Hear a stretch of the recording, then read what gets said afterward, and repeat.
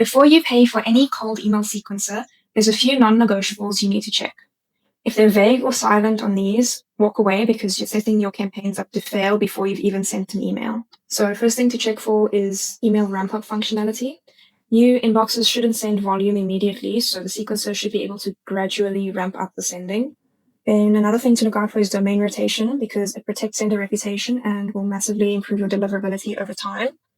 Then a good thing to keep in mind is the time zone of the person you're sending to. So if your email sequencer can't adjust to time zones, then it's probably not a good one.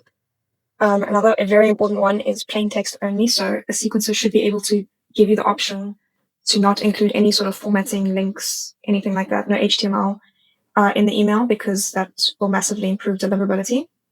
Then API integrations. So because you need to integrate with other things inevitably, so you want to make sure that you have the necessary API integrations in the sequencer you use.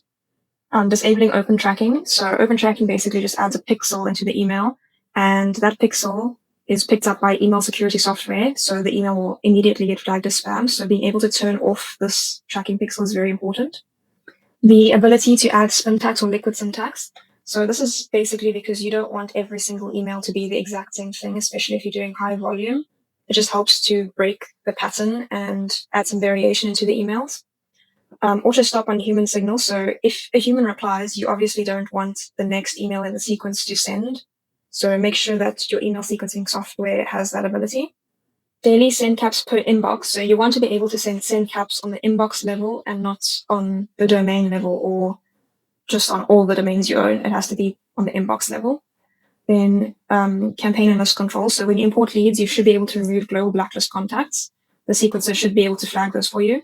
And then finally, a master inbox or a unibox, as it's sometimes called. So you want to be able to see the replies from all of your mailboxes in one inbox so that you don't miss anything. So the sequencer that I recommend is Instantly because it can do all of this and more. But basically, if your sequencer can't do any of these, then you're just paying to hurt your deliverability over time.